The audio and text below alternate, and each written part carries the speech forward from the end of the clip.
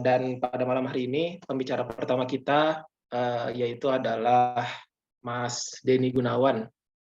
Jadi Mas Denny Gunawan ini beliau adalah PhD student dari ARC Training Center for the Global Hydrogen Economy UNSW Sydney Australia. Kemudian pembicara kedua kita ada Mas Rohib. Beliau sekarang adalah postdoctoral researcher di Institute of Research on Catalysis and the Environment of Lyon, Lyon, Prancis. Mudah-mudahan saya benar gitu ya menyebut pronounce nama kotanya. Kemudian pembicara kita terakhir adalah Mas Adam Febrianto Nugraha, PhD, dan beliau ini merupakan dosen dan asisten profesor di Departemen Teknik Metalurgi dan Material Fakultas Teknik Universitas Indonesia. Nah, baik, dan pada pertemuan kita pada malam hari ini, di Jepang sudah malam gitu ya, kalau di Perancis mungkin masih sore. Pada pertemuan kita pada hari ini, insya Allah saya akan memandu berjalannya acara, yang mana nanti kita akan dengarkan dulu pemaparan dari ketiga pembicara. Yang pertama adalah Mas Denny Gunawan, kemudian selanjutnya dilanjutkan oleh Mas Rohib, dan yang terakhir adalah Mas Adam Febrianto Nugraha. Kemudian setelah itu kita akan melakukan sesi diskusi mungkin sekitar 20-30 menit setelah semua pembicara selesai memaparkan materinya. Baik, mungkin tanpa membuang banyak waktu lagi, saya persilahkan kepada Mas Denny Gunawan. Waktu dan tempat dipersilakan.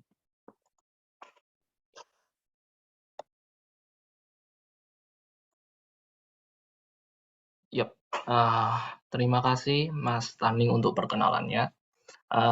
Mungkin saya perkenalkan diri sedikit lagi gitu ya. Jadi perkenalkan, nama saya Denny.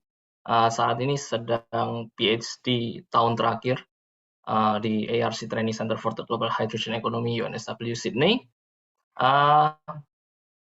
Riset saya pada dasarnya mengenai solar energy conversion.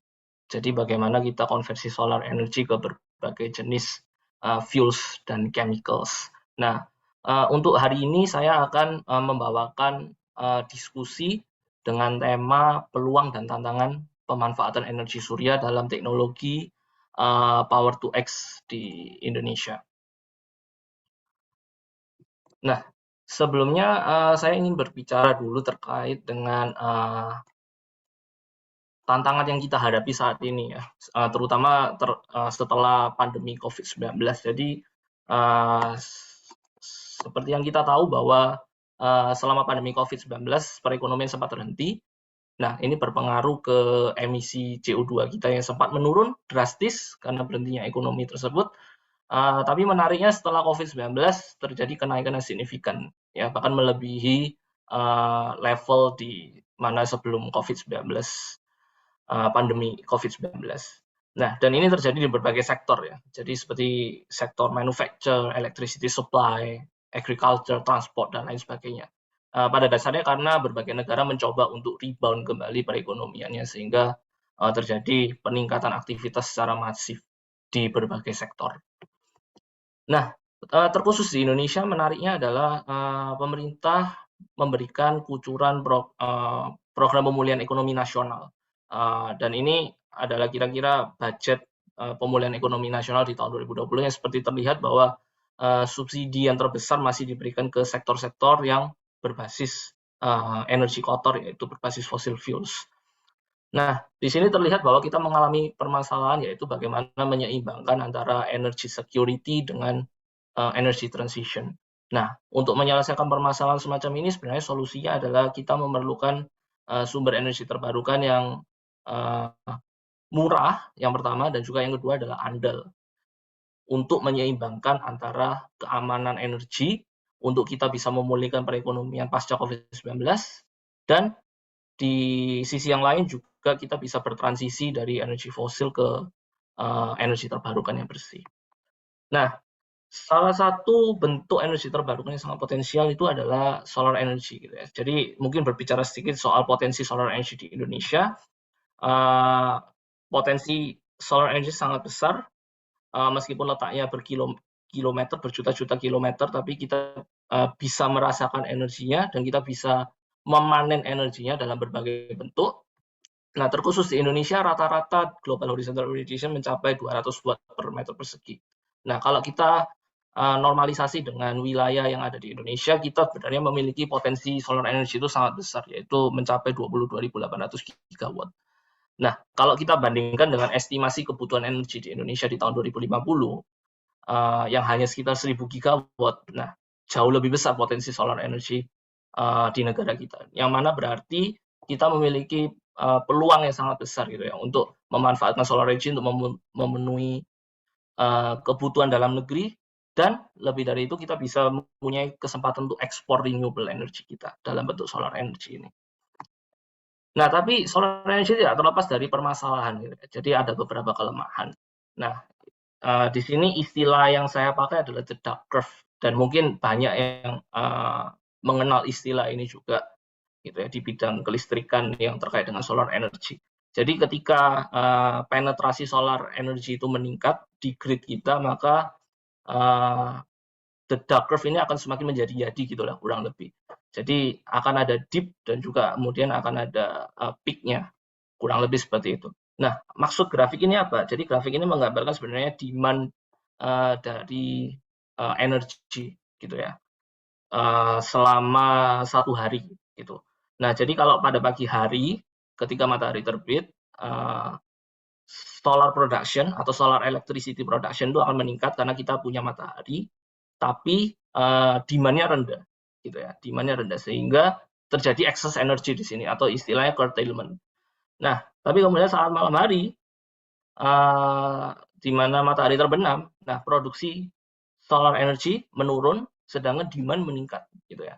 Nah, permasalahannya atau tantangannya adalah bagaimana kita membuat kurva ini flat, seperti itu. Yang mana berarti tantangannya adalah menyeimbangkan antara supply dan demand. Nah, tantangan ini tidak terlepas dari sifat energi matahari yang sifatnya intermittent, gitu ya. Saat pagi siang hari kita ada matahari, saat malam hari terbenam. Nah, untuk flattening the duck curve ini solusinya adalah kita memerlukan teknologi penyimpanan energi yang reliable, dan kita punya berbagai option untuk penyimpanan energi seperti superkapasitor, flywheel, battery, compressed air, pump hydro storage, dan hydrogen storage yang mereka memiliki kapasitas penyimpanan dan durasi penyimpanan yang berbeda-beda.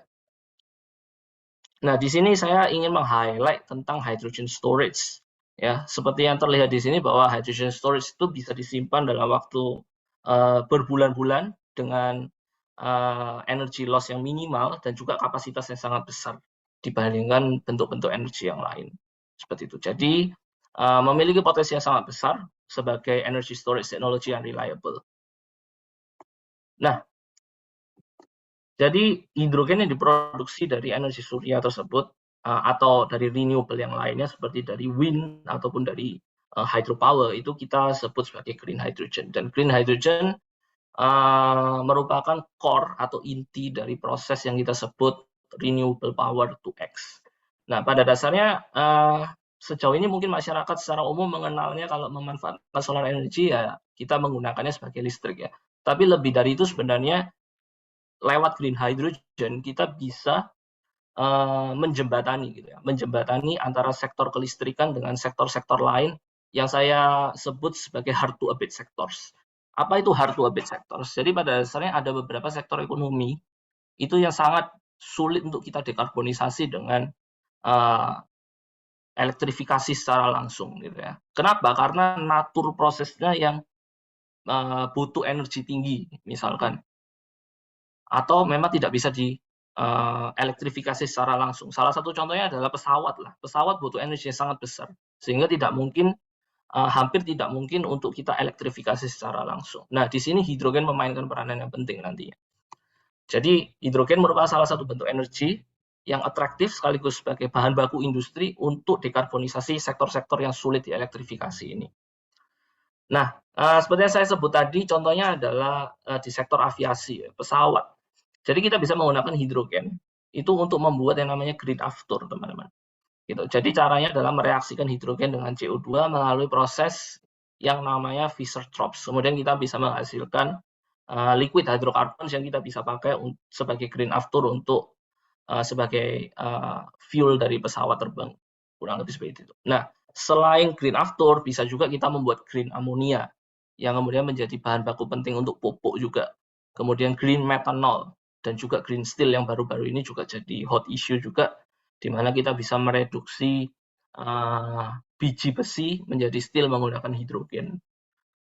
Jadi terlihat di sini bahwa hidrogen itu selain memainkan peranan penting untuk flatten the duck curve tadi, untuk menyeimbangkan supply demand electricity, juga memainkan peran penting untuk menyentuh sektor-sektor yang sulit dielektrifikasi.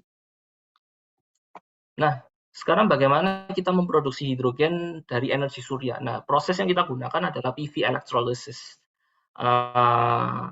Jadi pada dasarnya adalah kita menggunakan PV panel untuk menghasilkan listrik dalam bentuk arus DC, kemudian kita alirkan ke electrolyzers. Nah, electrolyzers itu pada dasarnya terdiri dari anoda dan katoda.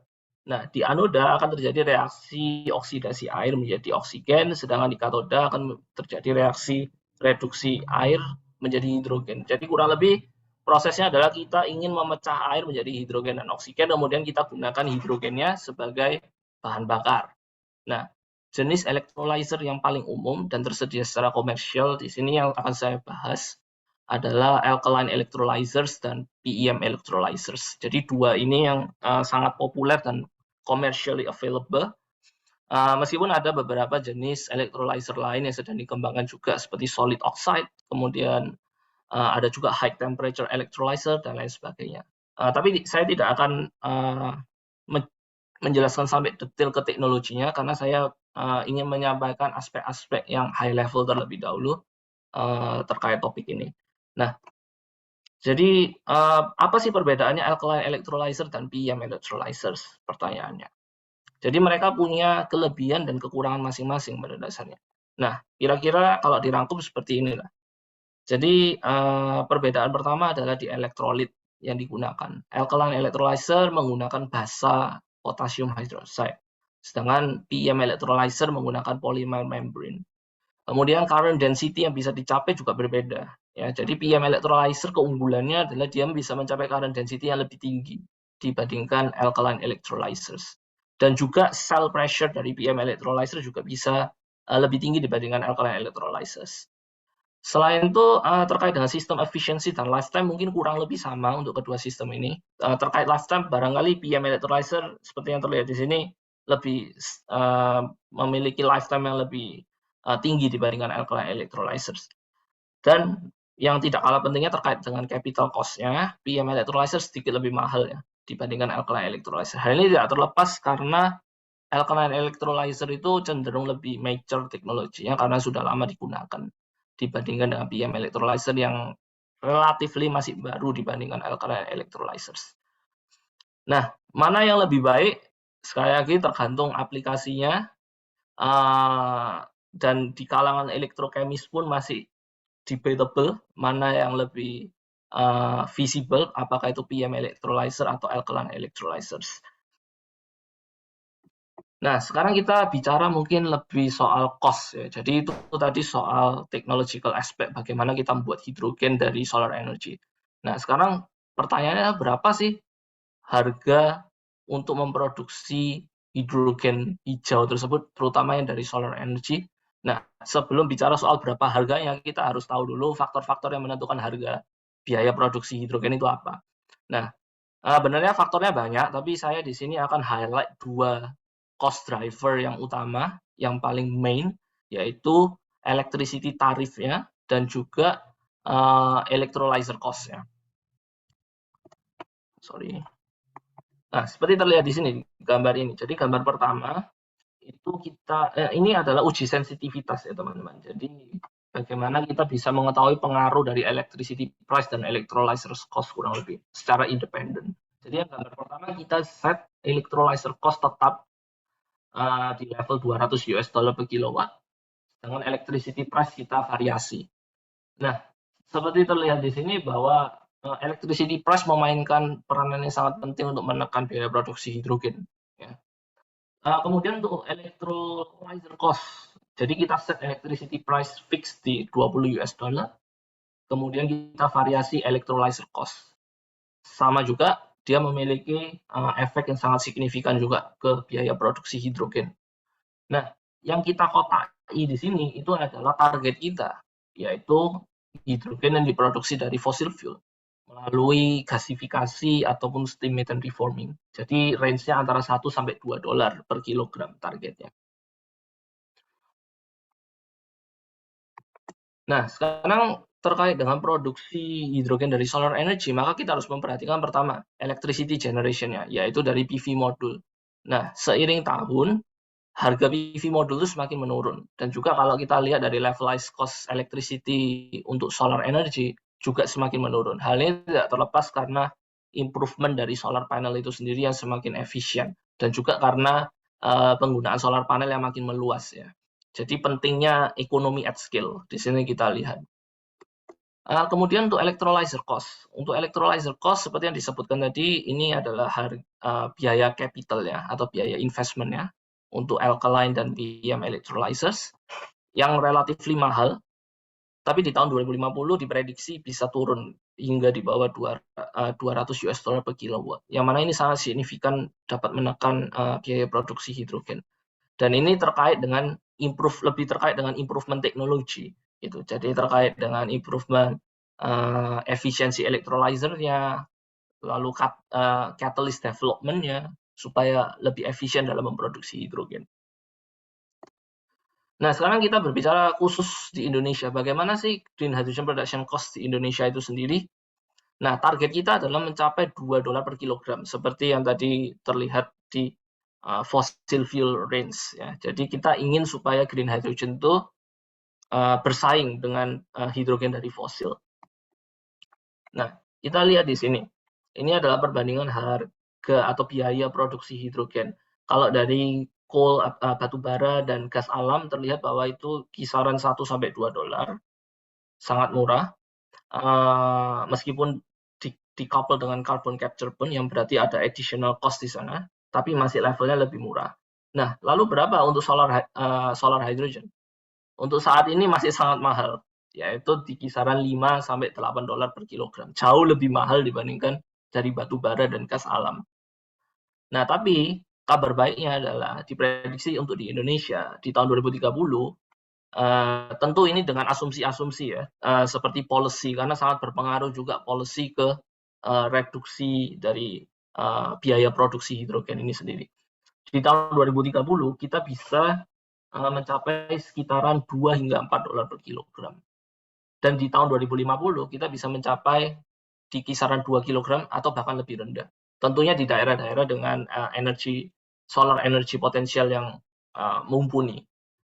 Nah, kebetulan baru-baru ini IEA menerbitkan gitu ya, Energy Sector Roadmap to Net Zero Emission, di mana mereka memetakan kurang lebih biaya produksi hidrogen di berbagai wilayah di Indonesia seperti terlihat di peta heat map ini. Jadi yang warna merah itu bisa mencapai di bawah 2 dolar per kilogram. Jadi seperti yang terlihat ada beberapa daerah dengan capacity factor solar energy yang cukup tinggi sehingga bisa memproduksi electricity yang murah, dan akibatnya kita bisa menekan biaya produksi hidrogen itu sendiri hingga di bawah 2 dolar per kilogram. Jadi daerah tersebut adalah NTT, teman-teman. Bisa dapat mencapai dengan biaya produksi hanya 1,7 dolar per kilogram hydrogen di tahun 2050. Nah, sekarang mungkin saya sedikit sum up gitu ya, terkait peluang dan tantangan green hydrogen di Indonesia. Jadi terkait dengan peluang, kita di Indonesia punya potensi renewable energy yang sangat besar, sehingga kita punya peluang untuk memproduksi hidrogen dengan harga yang bersaing gitu ya, dibandingkan negara-negara lain. Kedua, dengan memproduksi hidrogen kita punya kesempatan untuk mengekspor sumber energi terbarukan kita ke negara-negara terutama yang resource-nya terbatas seperti contohnya Korea Selatan, Jepang, Singapura, dan lain sebagainya. Yang mana berarti kita bisa mendapatkan additional revenue di sana. Kemudian yang ketiga adalah kita bisa melakukan deep dekarbonisasi multiple sectors, lintas sektor. Jadi seperti yang saya tunjukkan tadi melalui Power to X, kita hidrogen bisa membantu mendekarbonisasi sektor-sektor yang sulit untuk langsung dielektrifikasi. Seperti itu. Nah, tidak terlepas dari peluang, selalu ada tantangan. Jadi tantangannya seperti yang saya sebutkan tadi adalah pertama, produksi hidrogen biayanya masih sangat tinggi, terutama dari renewable. Yang kedua, infrastruktur hidrogen di Indonesia masih sangat terbatas, baik itu di segi storage-nya, transportnya, maupun penggunaannya. Dan yang ketiga adalah masih tidak jelasnya komitmen pemerintah. Nah, ini sangat penting sebenarnya, faktor yang ketidakjelasan komitmen pemerintah, karena kita tidak punya National Hydrogen Strategy. Nah, hal ini tentu mengurangi minat investor yang pertama. Yang kedua juga end use teknologinya jadi minimalis gitu ya, kurang lebih. Nah, itu tentunya berpengaruh juga ke cost dari produksi hydrogen karena pengaruh dari seberapa besar demand-nya. Nah, sekarang apa yang harus kita lakukan gitu ya untuk supaya green hydrogen ini bisa kita terapkan di Indonesia. Yang pertama, langkah pertama adalah kita memerlukan roadmap yang jelas. Yang saat ini kita masih belum punya. Yang kedua, kita harus mengakui bahwa green hydrogen, kalau kita ingin produksi, membutuhkan investasi yang sangat besar. Nah, solusinya adalah kita deploy secara gradually, secara bertahap, dan banyak negara yang melakukan hal ini.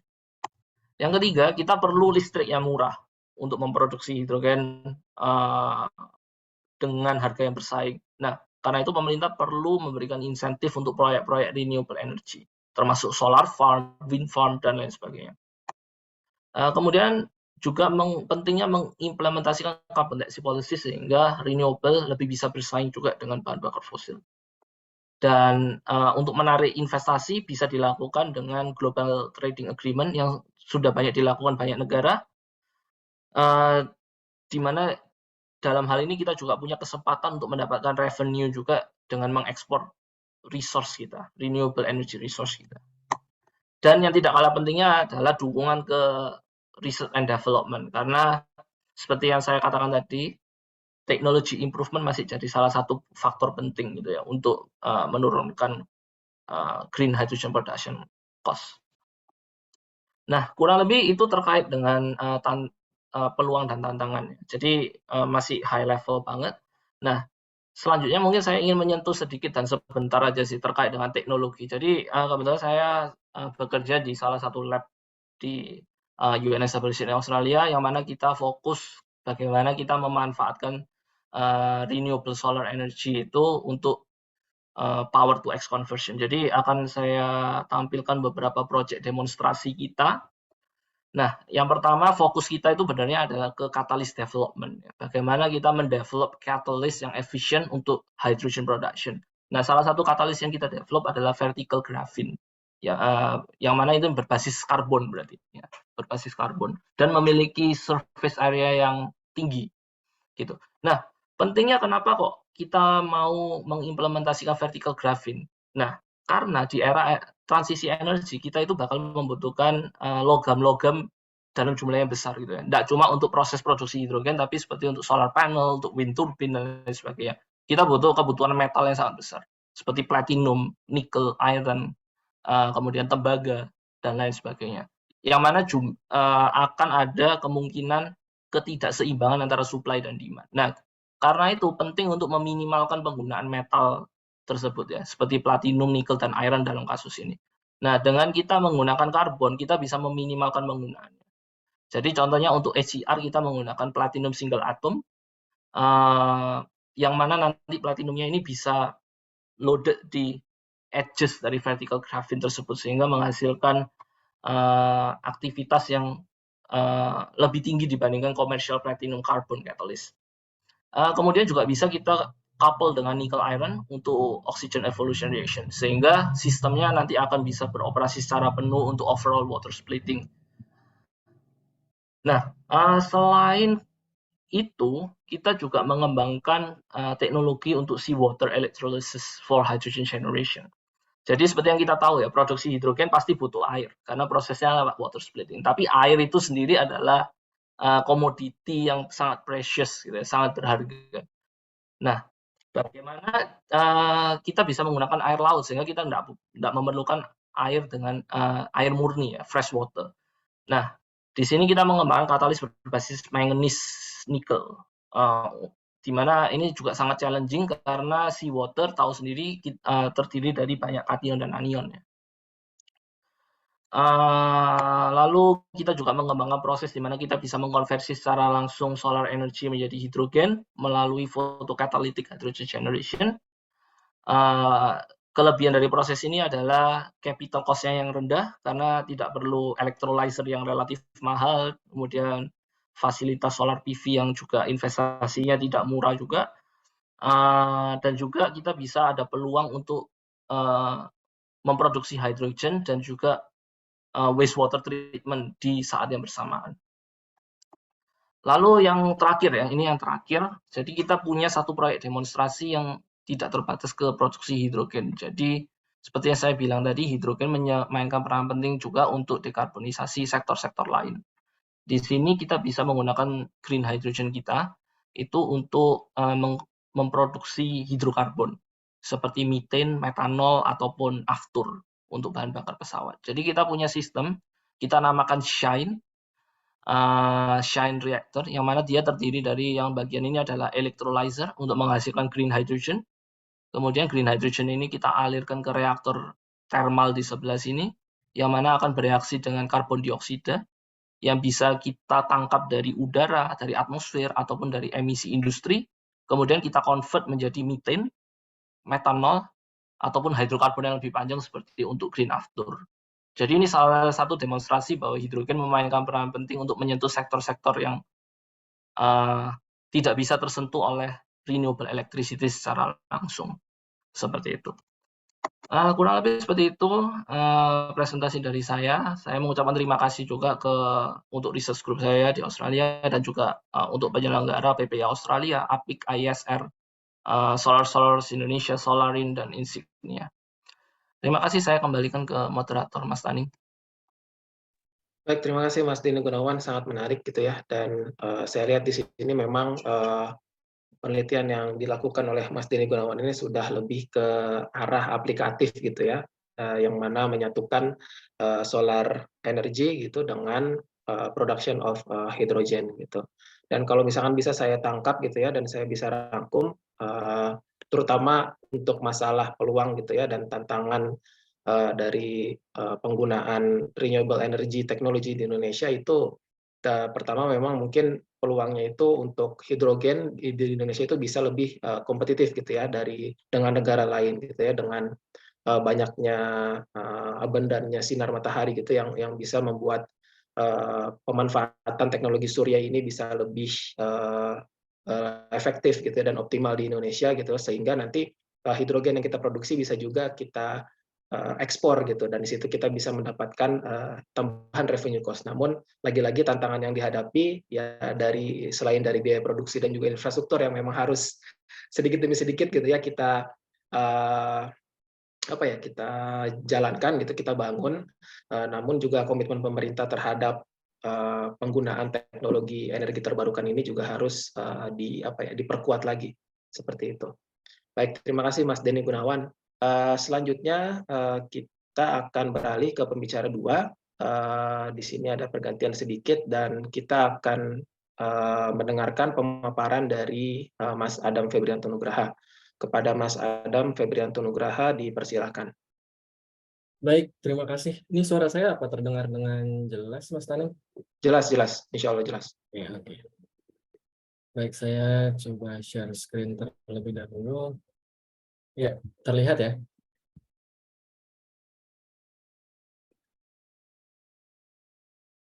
Selamat malam, selamat sore atau pagi ini yang berada di lintas wilayah. Assalamualaikum warahmatullahi wabarakatuh. Pertama-tama saya ucapkan terima kasih kepada para panitia yang telah menyelenggarakan acara dan telah mengundang. Senang sekali bisa bergabung pada bincang energi surya sesi keempat kali ini, dan juga senang sekali bisa satu podium virtual ini ya bareng Mas Denny dan Mas Rohit. Tadi menarik sekali apa yang sudah Mas Denny sampaikan, mudah-mudahan itu bisa menggambarkan secara big picture maupun tadi juga sudah cukup detail ya di bagian terakhir untuk pengembangan dari hydrogen technologies yang ada. Mungkin di sini saya akan mengajak rekan-rekan sekalian untuk melihat sedikit lebih detail, mungkin tidak terlalu detail ya, mengenai salah satu teknologi yang tadi Mas Denny sudah sampaikan, yaitu PEMFC atau Polymer Electrolyte Membrane Fuel Cells, yang terbagi dua menjadi proton dan anion exchange membrane. Dan saya akan meng-highlight beberapa hal terkait pengembangan materialnya, berhubung saya dari Teknik Metalurgi dan Material UI, jadi akan saya highlight dari sisi materialnya. Sebelum saya jelaskan lebih lanjut, izinkan saya memperkenalkan diri terlebih dahulu. Saya biasa dipanggil Adam. Saya juga lulusan dari UI dan sempat menempuh pendidikan di Korea Institute of Energy Research, yang merupakan bagian juga dari University of Science and Technology di Korea sejak 2013 hingga 2020 untuk program master dan doktoral. Kemudian saat ini saya sedang diamanahkan sebagai dosen di Departemen Teknik Metalurgi dan Material, diamanahkan juga sebagai kepala Laboratorium Green Polymer Technology, dan juga beberapa amanah lain di lingkungan Universitas Indonesia. Untuk detail publikasi dan lain-lain mungkin nanti bisa dilihat di Google Scholar. Dan satu hal yang tidak boleh terlewat juga, saat ini sedang diamanahkan juga oleh rekan-rekan yang sebagian ada di Korea, sebagian ada di Indonesia, di Asosiasi Peneliti Indonesia di Korea gitu ya. Saat ini sebagai wakil kepala 2 yang berada di Indonesia ya, sebagai perwakilan dari rekan-rekan yang adanya di Indonesia. Baik, saya mungkin akan sedikit mengulang sedikit saja beberapa hal yang tadi di luar singgungan dari apa yang telah Mas Denny sampaikan mengenai pengantar dari hydrogen energy dan fuel cells-nya. Kemudian saya akan masuk lebih dalam mengenai polymer electrolyte membrane. Pengembangannya seperti apa, tantangan utamanya seperti apa. Dilihat dari perspektif material engineers. Baik, ini sedikit potongan-potongan kabar-kabar gitu ya, bahwa memang selain baterai yang berkembang sudah dengan sangat cepat gitu ya, perkembangan hydrogen energy juga menjadi satu hal yang sangat menarik gitu. Untuk storage tadi sudah dikatakan oleh Mas Denny, memang ada kelebihan dan ada kekurangannya pastinya, tapi ada potensi di sana ketika hydrogen itu bisa disimpan dalam waktu yang lebih lama, kemudian proses transfernya juga mungkin bisa jadi lebih cepat, kemudian jumlahnya yang disimpan bisa jauh lebih besar gitu. Itu merupakan potensi yang ada. Pastinya di sana ada challenge mulai dari penyimpanan, transport, atau dari generation pertama ya. Bagaimana caranya mengenerate green hydrogen, kemudian menyimpannya, kemudian mentransport. Nah, itu akan menjadi tantangan. Dan pastinya untuk fuel cell itu juga punya tantangan tersendiri. Nanti akan saya sampaikan peran fuel cell di sana. Tadi juga di sini udah sekilas Mas Denny sampaikan ya, bahwa kita bisa mendapatkan green hydrogen atau hydrogen yang bersumber dari renewable energies. Itu bisa dari wind atau solar cells dan lain-lain. Kemudian kita bisa pecah air electrolyzer menjadi hidrogen, dan itu nanti bisa ditransportasi ke tempat lain gitu ya, seperti yang sudah dilakukan oleh Brunei. Saya rasa Brunei sudah mulai tahun 2019 atau 2020 gitu mengekspor hidrogen mereka ke Jepang. Dan kemudian nanti hidrogen yang ada akan digunakan dalam berbagai aplikasi, mulai dari yang stationary, pembangkit listrik, gedung, pabrik, ataupun yang berkaitan dengan mobility ya, mulai dari mobil gitu, vehicles, ataupun drones, ataupun aviation dan lain-lain, termasuk yang mass transport, shipping, dan lain-lain ya. Baik. tadi telah tersinggung ada green hydrogen, dan itu salah satu coding ya untuk membedakan antara hydrogen dengan sumber yang satu dan juga sumber yang lainnya. Ini salah satu referensinya yang saya ambil saja gitu. Kalau green hydrogen itu seringkali diafiliasikan terhadap hidrogen yang bersumber dari renewable sources. Jadi kalau tadi kita mengkonversi solar cell, kita menyimpan listriknya dengan cara mengkonvert air menjadi hidrogen, nah itu green hydrogen. Atau dari sumber renewable yang lainnya, tadi ada geothermal, ada wind, turbine, dan seterusnya. Kita juga bisa mendapatkan hidrogen dari sumber-sumber yang lain yang sudah ada, misalnya dari coal atau dari hasil steam atau dari nuklir sampingannya, itu bisa saja gitu. Jadi ketika kita berbicara mengenai hydrogen society, tidak melulu mengenai green hydrogen, karena memang di sana challenge-nya pun cukup besar gitu ya untuk menuju ke sana. Memang idealnya kita berarah ke sana, tapi dalam masa transisi atau masa pengaplikasiannya kita bisa mengcombine dengan sumber-sumber hidrogen yang lain pastinya. Lalu hidrogen itu kita apakan? Nah, di sini titik krusialnya, titik kuncinya adalah di fuel cell tadi. Hidrogen yang sudah kita miliki dari berbagai sumber tersebut, itu bisa kita konversi menjadi energi listrik dengan menggunakan fuel cell. Prinsipnya bagaimana? Prinsipnya adalah menggunakan reaksi kimia yang sederhana. Mungkin ini juga di SMP atau SMA kita pernah lihat gitu ya, proses elektrolisis. Dari gas hidrogen kita pecah menjadi ion dan juga elektron. Ionnya kita lewatkan melalui sebuah elektrolit, apapun bentuk elektrolitnya begitu ya. Ini elektrolitnya tempat si ionnya lewat, dan nanti elektronnya kita alirkan kemanapun yang kita mau gitu. Jadi di sini adalah listrik yang di-generate. Artinya dari hidrogen tadi kita memanfaatkan reaksi kimianya sehingga nanti kita bisa mendapatkan aliran listrik. Dan nanti kata kuncinya adalah si ion hidrogennya harus bertemu dengan lawannya gitu ya. Di sini case ini adalah oksigen, sehingga nanti terbentuklah H2O. Maka orang-orang sering melihatnya ini sebagai alternatif yang baik juga, karena ketika misalnya kita gunakan untuk aplikasi vehicle gitu, untuk mobil, fuel cell electric vehicle gitu ya, nanti gas buangannya ya tidak ada gas yang lain-lain, hanya ada uap air gitu misalnya. Jadi mengapa fuel cell ini juga potensinya disenangi ya, karena luaran atau sampingannya di sini ramah lingkungan, kira-kira begitu. Tapi di sini juga yang menjadi tantangan adalah ketika reaksi ini seberapa efektif sih, itu kan yang menjadi key point ya. Tadi sudah sedikit Mas Denny sampaikan bahwa katalis memegang peranan penting, iya pastinya.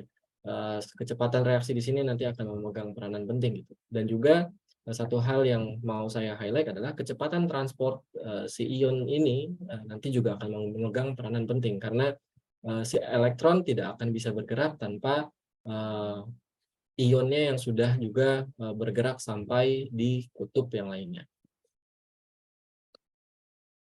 Fuel cell sendiri ada beberapa jenis. Tadi sudah disampaikan sedikit, saya sedikit lebih detailkan di sini. Kita melihatnya mengklasifikasikan ya berdasarkan elektrolit yang digunakan.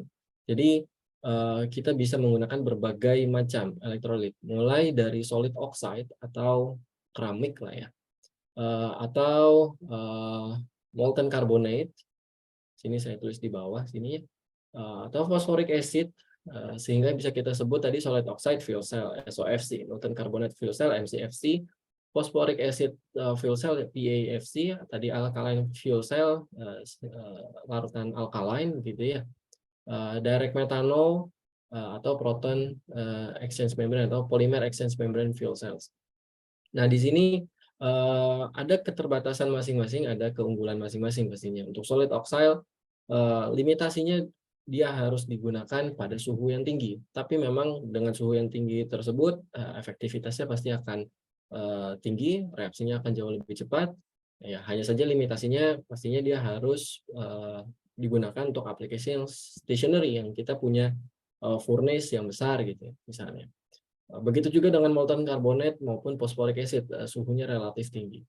Namun ketika kita berbicara mengenai polimer electrolyte membrane fuel cells, dia berada pada suhu aplikasi 50 hingga 120 derajat Celcius atau suhu yang rendah. Maka si polimer electrolyte membrane fuel cells ini dapat digunakan sebagai aplikasi yang mobile gitu, karena cenderung mudah dibawa kemana-mana. Salah satunya vehicle.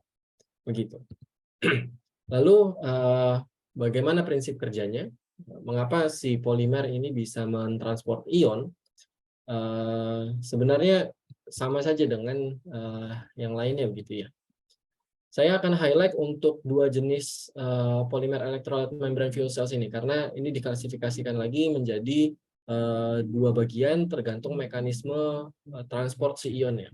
Ada dua hal tadi, sudah saya sebutkan. Pertama, proton. Proton exchange membrane fuel cell, artinya yang tertransport itu hanyalah proton alias ion hidrogen saja. Jadi kalau ion hidrogen artinya hidrogen yang elektron sudah hilang, maka tinggal proton saja gitu ya. Jadi di sini hanya proton yang tertransfer.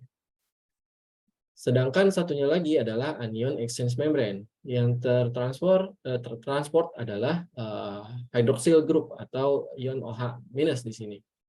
Konsekuensinya apa? Konsekuensinya maka di sistem yang pertama atau proton exchange membrane fuel cells ini lingkungannya bersifat asam, sangat asam gitu ya. Karena asam, maka katalis yang kita gunakan biasanya harus katalis yang tahan terhadap lingkungan yang asam. Ya, yaitu biasanya yang mahal-mahal ya, seperti platinum, emas dan lain-lain. Tapi di sini kelebihannya dia karena dia proton, maka konduktivitasnya atau mobilitasnya jauh lebih tinggi dibandingkan yang hydroxide ion. Jadi dia punya potensi untuk transport ion yang lebih cepat. Namun tantangannya adalah katalis yang digunakan. Karena di sini nanti harganya juga akan mahal gitu ya. Mungkin nanti Pak Rohib, Thomas Rohib akan membahas lebih detail mengenai pengembangan katalisnya. Saya akan bahas lebih detail mengenai membrannya. Untuk proton exchange membrane fuel cells ini sudah banyak berkembang dan ada membran yang menjadi benchmark-nya, yaitu dengan merek dagang Navion ya, basisnya PTFE. Di sini tapi masih ada problem mengenai stability dan juga mechanical properties-nya yang cenderung butuh peningkatan karena sulit untuk digunakan di suhu lebih dari 100 derajat Celcius. Kondisi ideal untuk pengaplikasian PEMFC ini adalah agar suhu bisa ditingkatkan at least 120 derajat Celcius. Mengapa? Karena tadi luarannya itu kan air ya. Ketika air yang di-generate berada pada lingkungan yang suhu yang di atas boiling point-nya, maka dia akan lebih mudah untuk di-manage secara sistem gitu ya. Jadi nanti airnya akan berupa uap atau gas gitu ya. Jadi secara sistem akan lebih mudah dan di situ ada cost reduction dan seterusnya. Maka kelemahan ini menjadi kelemahan yang cukup besar dan butuh solusi lainnya.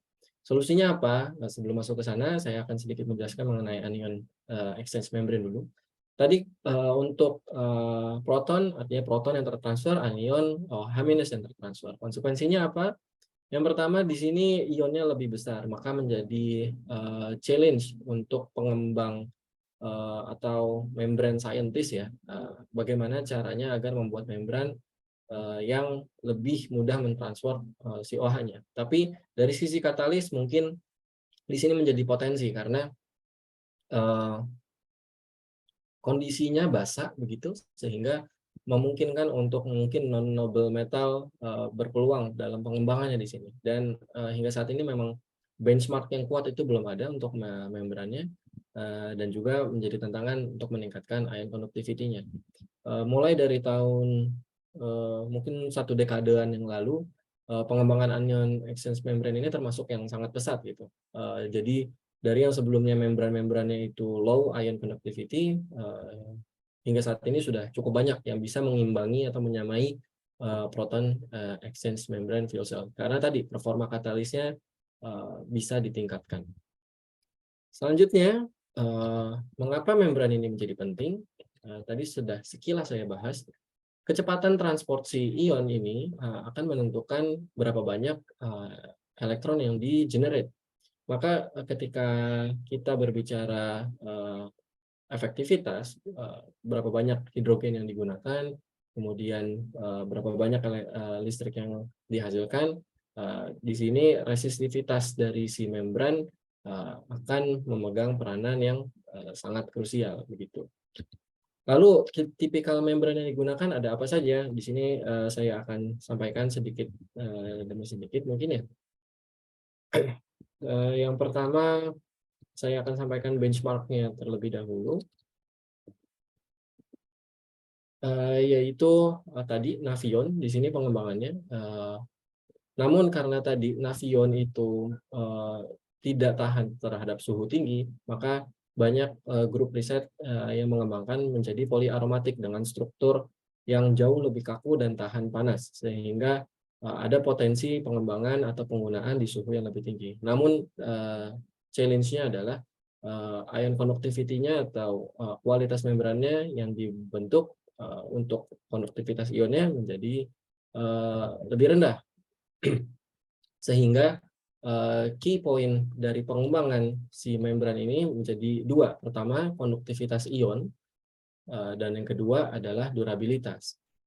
Karena ternyata membran dengan struktur aromatik ini menjadi kurang durable gitu ya, atau lebih mudah terdegradasi dengan struktur yang ada. Ini adalah sedikit gambaran mengenai pengembangannya. Jadi untuk anion exchange membrane fuel cells mulai naik mendekati proton exchange membrane. Cuman ini data cukup lama ya, 5 tahun yang lalu. Mungkin yang sekarang lebih update lagi sudah mendekati PEMFC. Lalu untuk beberapa pengembangannya yang dilakukan adalah dengan mendesain agar membran tersebut mempunyai morfologi yang lebih baik. Jadi modifikasi-modifikasi sintesis itu dilakukan agar si polimer yang tadi dapat mentransport ion dengan lebih cepat gitu. Salah satunya adalah dengan meningkatkan konektivitas di dalam membran tersebut, sehingga elektroda yang satu dengan elektroda yang lainnya dapat terhubung dengan lebih baik. Modifikasi yang dilakukan apa saja? Yang pertama adalah dengan mendesain multi-block structure, sehingga performa yang didapatkan meningkat. Lalu ini baik di proton exchange membrane maupun anion exchange membrane serupa ya, jadi pendekatannya sama. Kemudian untuk meningkatkan chemical durability-nya adalah dengan membuat membran yang minim dari gugus ether atau gugus yang rawan terserang degradasi begitu. Namun di sini juga menjadi challenge bagi para membrane scientist atau membrane engineers karena sintesisnya akan menjadi sangat sulit gitu. Beberapa approach telah dilakukan oleh berbagai macam grup. Yang telah kami lakukan dulu juga ini data di Korea ya, dengan rekan-rekan dulu di Korea untuk mensintesis membran yang lebih tahan terhadap serangan kimianya begitu kira-kira. Jadi dengan menggabungkan multi-block dan juga structure vanillin tadi diharapkan pengembangan membran itu didapatkan membran yang kuat dan juga dengan konduktivitas ion yang jauh lebih tinggi. Sebagai konklusi, beberapa poin yang ingin saya highlight adalah potensi hidrogen pastinya menjadi besar gitu ya untuk sebagai energi carrier support ke depannya, dan di dalam hydrogen society itu atau hydrogen system tersebut pastinya fuel cell memiliki peranan yang sangat penting. Dan jika lebih detail lagi kita bisa melihat peranan polimer membrane fuel cell itu menjadi juga penting untuk berbagai aplikasi khususnya yang mobile untuk meng-overcome challenge yang ada, maka improvement di konduktivitas ion dan stabilitas itu menjadi esensial. Oke, itu menjadi 4 poin konklusi dalam penyampaian saya. Mungkin nanti kita bisa lanjutkan dalam tanya jawab, sehingga mungkin ke depannya kita masih bisa terus bertanya kepada diri kita ya apakah Indonesia di case ini khususnya bisa siap untuk mengadaptasi energi berbasis hidrogen. Baik, terima kasih. Sekian dari saya. Saya kembalikan ke Mas Taning. Wassalamualaikum warahmatullahi wabarakatuh. Waalaikumsalam warahmatullahi wabarakatuh. Terima kasih Mas Adam atas pemaparannya. Ya, jadi setelah tadi kita membahas mengenai fuel cell electrolyzer gitu ya, sekarang kita membahas mengenai fuel cell yang reaksi kebalikannya dari electrolyzer, yaitu mereaksikan hidrogen dan oksigen menjadi energi listrik yang mana bisa kita manfaatkan terutama untuk aplikasi-aplikasi mobile seperti kendaraan, transportasi, kemudian ada juga mungkin aplikasi-aplikasi elektronik lainnya. Dan kalau bisa saya simpulkan tadi karena Mas Adam ini berangkat dari polymer scientist gitu ya, material scientist, dan membahas mengenai pengembangan polimer gitu pada aplikasi atau teknologi fuel cell. Dan di sini memang banyak sekali tantangan-tantangan yang perlu dilewati gitu ya. Dan salah satunya yang saya tangkap tadi adalah pengembangan membran sehingga nanti membran itu bisa memiliki konduktivitas ion yang sangat tinggi gitu ya, dan juga memiliki durabilitas yang bagus gitu ya, sehingga nanti efektivitas dari teknologi fuel cell ini bisa lebih meningkat lagi, dan cost production atau capital cost untuk teknologi fuel cell ini juga bisa diturun lagi. Seperti itu mungkin yang bisa saya tangkap. Terima kasih kepada Mas Adam. Kemudian kita akan melanjutkan diskusi kita ke pembicara ketiga terakhir, Mas Rohib yang sekarang sedang menjadi postdoktoral di Lyon. Seperti itu. Silakan Mas Rohib, waktu dan tempat saya persilakan. Oke, terima kasih banyak Mas Ahmad Zulfikri Taning yang live langsung dari dari Kecamatan Ueda, Kecamatan Ueda, Jepang, atas kesempatan yang diberikan. Juga kepada narasumber lain ada Mas Adam dan Mas Denny Gunawan. Senang bisa berjumpa secara online. Mumpung masih Syawal, mungkin saya awali dengan minal aidin wal faizin, mohon maaf lahir dan batin untuk semua teman-teman. Kita masih ada suasana sedikit lebaran mungkin ya, bagi teman-teman yang mudik. Kemarin mudik mudah-mudahan menjadi experience yang tak terlupakan, karena sepertinya lancar-lancar aja ya, kalaupun macet yang ya namanya juga mudik, gitu katanya. Karena saya nggak mudik, jadi cuma tahu katanya aja nih. Anyway, menjadi kehormatan juga bagi saya untuk bisa bergabung di kegiatan Bincang Energi Surya ini. Terima kasih pada panitia yang sudah mengajak untuk bisa sharing apa yang pernah kami lakukan dan sedang kami lakukan di di bidang renewable energy, khususnya hidrogen, lebih khusus lagi di fuel cell di part atau di bagian katalis. Itu yang menjadi spesialisasi saya di S3 lalu dan sekarang di postdoktoral. Nah, dan senang juga karena saya menjadi pembicara terakhir, jadi mostly sudah dirangkum dengan sangat baik, dan bukan dirangkum ya, dijelaskan dengan sangat lengkap oleh Mas Denny dan Mas Adam secara teknis bagaimana hidrogen energi dan juga fuel cell itu sendiri. Maka mudah-mudahan presentasi yang akan saya paparkan ini tidak akan terlalu panjang karena akan saya skip beberapa yang sudah telah dijelaskan oleh narasumber sebelumnya. Ya, sebelumnya perkenalkan, nama saya Rohib. Sekarang saya sedang bekerja sebagai postdoctoral researcher di IRC Lyon, di salah satu lembaga milik CNRS atau BRIN-nya ya, mungkin BRIN-nya Prancis yang berlokasi di kota Lyon. Nah, saya ingin share tentang potensi kita Indonesia dalam berperan aktif di isu renewable energy ini, khususnya untuk pengembangan katalis di fuel cell. Dan mungkin secara general saya akan menyinggung pula di aplikasi-aplikasi lainnya yang berkaitan dengan renewable energy.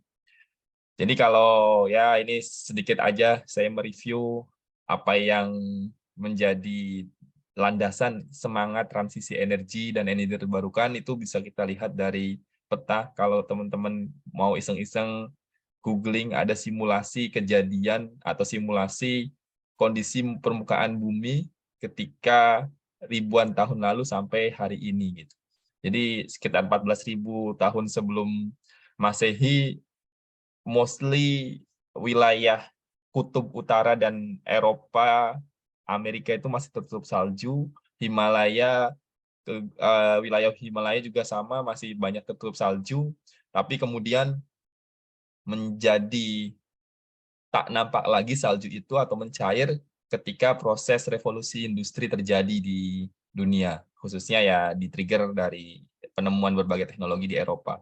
Ini menghasilkan CO2 dan gas emission yang lainnya yang berdampak pada memanasnya permukaan bumi yang ketika itu diprediksi sekitar 14,4. Nah, after that, generasi kita dan generasi anak cucu kita, apa yang akan terjadi gitu. Nah, berkaca dari pengalaman ini, ya akhirnya kita semua paham bahwa gas emisi itu harus kita turunkan. Nah, ya sudah panjang ceritanya, sudah banyak sekali konklusinya, tinggal bagaimana mengimplementasikannya. Dan sekarang pun dengan teknologi kita sudah punya variasi atau opsi dari semua energi terbarukan yang bisa kita dapatkan. Wind turbine, solar energy, termasuk juga PLTA, pembangkit listrik tenaga air gitu dan sebagainya. Nah, pertanyaan kemudian adalah yang menjadi kita,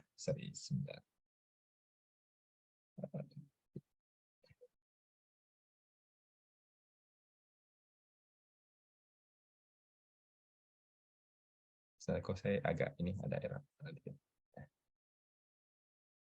Oke, nah ini juga salah satu yang menjadi apa ya, anekdot gitu. Kita sudah selesai dari pandemi, kita merasa dengan cuci tangan cukup untuk escape dari COVID, tapi ternyata di balik itu ada bahaya atau ancaman-ancaman yang lebih besar, salah satunya climate change yang menjadi isu berbagai negara. Termasuk kalau Bu Menteri Keuangan, Bu Sri Mulyani itu sempat mengatakan resesi dan sebagainya atau COVID kemarin itu belum seberapa karena kita ada tantangan lebih besar, salah satunya climate change. Nah, climate change ini akan sangat terikat kaitannya dengan energi terbarukan dan sebagainya. Nah, kembali saya ungkapkan, dari sekian banyak renewable energy yang sudah dioptimasi pemanfaatannya, ada dua yang kemudian menjadi teknikal bagaimana kita memanfaatkan energi terbarukan tersebut. Ada yang sekarang sudah sepakat maju itu adalah baterai. Kita sudah sangat mudah sekali menemukan aplikasinya bagaimana renewable energy yang dalam bentuk listrik itu di storage atau disimpan dalam bentuk baterai, kemudian diaplikasikan di segala lini alat-alat yang kita gunakan. Nah, ada konsep yang kedua yang mungkin ini bagi sebagian kalangan belum terlalu familiar, yakni bagaimana listrik-listrik yang dihasilkan dari renewable energy ini kita convert ke dalam energy carrier yang tadi Mas Denny sudah sampaikan berupa hydrogen energy atau hydrogen fuel. Nah, dalam kaitannya siklik atau lingkaran hydrogen energy ini, kita akan membutuhkan satu device yang sangat penting, fuel cell. Selain tadi electrolyzer-nya atau device yang mampu mengubah listrik menjadi hydrogen fuel dengan cara misalkan water electrolysis atau teknik-teknik yang lainnya gitu. Nah, fuel cell yang merubah hydrogen energy menjadi listrik yang kemudian bisa kita aplikasikan ke dalam segala device, ini pun menjadi concern bagaimana kita mengembangkan device ini.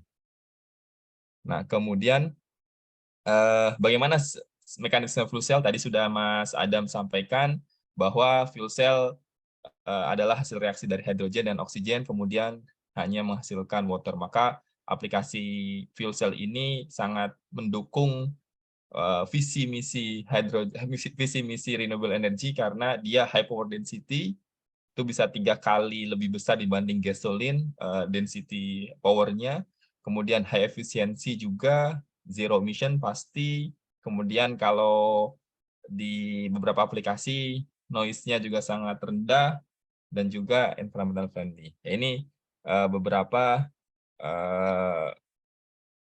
keuntungan dari fuel cell. Nah, saya ingin lebih menyimpulkan bagi teman-teman yang mungkin masih bertanya, apa itu fuel cell? Saya ingin menunjukkan gambar ini. Ini ada mobil Tesla yang kita sudah semua tahu bahwa menggunakan baterai sebagai energi resource-nya gitu untuk menyimpan listriknya. Nah, kalau teman-teman di Korea di jalanannya saya yakin sudah sering juga melihat mobil ini, namanya Nexo, Hyundai Nexo. Ini juga sama, platnya warna biru sama dengan plat mobil baterai warna biru kalau di Korea. Kalau di negara lain mungkin beda konsepnya yang electrical vehicle seperti apa. Tapi yang jelas ini sudah ada di jalanan. Atau kalau yang di Jepang mungkin saya belum tahu faktualnya seperti apa, tetapi sudah juga memproduksi Toyota Mirai sebagai salah satu hydrogen fuel cell. Nah, ini bukti bahwa hydrogen fuel cell atau fuel cell vehicle itu sudah ada gitu. Walaupun di Indonesia saya masih belum yakin ini sudah ada di pasaran tapi sudah ada di jalanan gitu. Jadi dari dua teknologi atau dua car tersebut, ya ini perbedaannya, satu pakai baterai, satu pakai fuel cell. Nah, kemudian apakah cuma mobil saja gitu fuel cell itu diaplikasikan? Pastinya tidak. Kenapa? Karena tadi Mas Adam sudah sampaikan banyak sekali jenis fuel cell. Nah, berbagai macam jenis fuel cell itu memiliki peruntukan yang berbeda-beda. Yang tadi disampaikan misalkan di mobil itu biasanya PEM fuel cell atau PMFC. Ada juga tadi Mas Adam menyampaikan ada yang high temperature, itu SOFC, solid oxide fuel cell, itu diaplikasikannya biasanya untuk generator. Jadi kita membayangkan generator listrik itu suatu hari nanti menggunakan hidrogen, dan hidrogennya dari hidrogen hijau yang artinya ya semuanya akan renewable energy gitu. Kemudian nah, saya ingin mempreteli balik lagi ke PEM fuel cell atau yang fuel cell car tadi. Nah, fuel cell car itu seperti apa sih gambarnya? Kurang lebih seperti ini. Di dalamnya tetap menggunakan baterai, tetapi baterai bukan sebagai source utama seperti electrical vehicle yang sudah ada dengan menggunakan baterai. Nah, listriknya itu akan terus terus diproduksi selama ada hidrogen atau ada fuel yang masuk gitu, maka ini akan terus berjalan. Kemudian di sistemnya sendiri ada, kita kenal dengan istilah fuel cell stack. Jadi fuel cell itu terdiri dari sel-sel, makanya disebutnya fuel cell. Nah, sel-sel ini kalau disatukan menjadi stack. Jadi fuel cell stack. Nah, kurang lebih seperti apa? Kalau gambaran fotonya ya segede inilah. Jadi kalau ada orang megang fuel cell seperti ini, kurang lebih yang di dalam mobil itu seperti sebesar ini fuel cell stack itu, yang terdiri dari ratusan sel yang dipasang secara berurutan. Nah, kalau satu sel itu kita ambil, isinya apa sih? Tadi Mas Adam sudah mempreteli juga di bagian polimernya, bahwa ini menggunakan elektrolit yang berbentuk polimer atau plastik yang mampu mengantarkan proton. Kemudian ada satu lagi part yang sering juga disinggung karena menjadi bagian yang penting juga dalam fuel cell, yakni katalis. Nah, katalis material ini bentuknya nanomaterial, kemudian ya consist of carbon dan metal. Jadi menggunakan dua material utama, carbon support material dan metal itu sendiri. Nah, kalau masih bingung atau masih kira-kira gimana lagi sih konsepnya, saya menemukan satu perumpamaan yang memudahkan. Jadi sel dalam PEM fuel cell itu kayak sandwich gitu. Kalau kita punya sandwich di mana duanya adalah dua roti itu ada satu bagian namanya gas diffusion layer, di mana kemudian di tengah-tengahnya kita sebut electrolyte polimer tadi ada seperti daging slice yang kita taruh di tengah-tengah gitu. Sedangkan sayuran, kemudian bagian lain mayones dan sebagainya itu adalah campuran dari ionomer dan katalis yang kemudian kita sebut dengan membrane electrolyte assembly. dan sebagainya. Nah, ini gambar menyimpulkan bagaimana fuel cell itu ada gitu. Nah, PMFC katalis yang tadi saya sebutkan adalah salah satu jenis material nanomaterial. Kalau teman-teman berasal dari teknik kimia atau teknik material mungkin sudah familiar dengan istilah nanomaterial dan sebagainya. Ini salah satu produk katalis yang sudah diproduksi dan menjadi komersial dan biasa digunakan untuk fuel cell. Nah, kalau secara pembagiannya, fuel cell katalis itu dibagi menjadi dua, ada namanya platinum base, ada non platinum base. Nah, platinum base ini berarti menggunakan platinum sebagai material katalis utamanya. Kemudian yang non platinum berarti selain platinum. Nah, saya fokus di pengembangan non platinum dalam teknologi fuel cell. Nah, kemudian dalam perkembangannya sendiri, orang sudah mencoba meningkatkan efektivitas, efisiensi, durabilitas dari logam platinum sebagai katalis. Mereka menciptakan berbagai jenis struktur. Jadi mulai ada namanya core cell, ada namanya alloy, ada namanya shape control nanokatalis dan sebagainya. Yang intinya adalah ingin menciptakan performa katalis yang lebih baik. Nah, fuel cell kalau menggunakan katalisnya adalah platinum, ini mengalami tantangan besar. Apa itu tantangan besarnya? Pertama adalah dari sisi harga. Nah, dari sisi harga, kalau kita membuat 500.000 device fuel cell, maka kita akan membutuhkan 42% atau 42% cost-nya itu berasal dari katalis. Ini kekurangan atau challenge kalau kita menggunakan platinum katalis. Kedua, platinum katalis secara teknis sendiri tetap mengalami beberapa tantangan. Misalkan mudah turun performanya karena dia tadinya nanomaterial bergabung atau terjadi aglomerasi. Terus dia juga bisa terattach dari karbon sehingga turun performansnya dan sebagainya. Maka dari segi elektrokimistri juga sama, platinum katalis tetap mengalami oksidasi sehingga nanti akan menurunkan performansnya. Maka ya di Jepang sendiri mereka punya standar yang tinggi untuk bisa menciptakan katalis yang lebih baik daripada katalis yang sudah ada. Maka mencari pengganti platinum adalah salah satu challenge yang sekarang dihadapi oleh para peneliti untuk mengembangkan fuel cell dan mendukung penggunaan renewable energy yang berbasiskan hidrogen. Nah, banyak sekali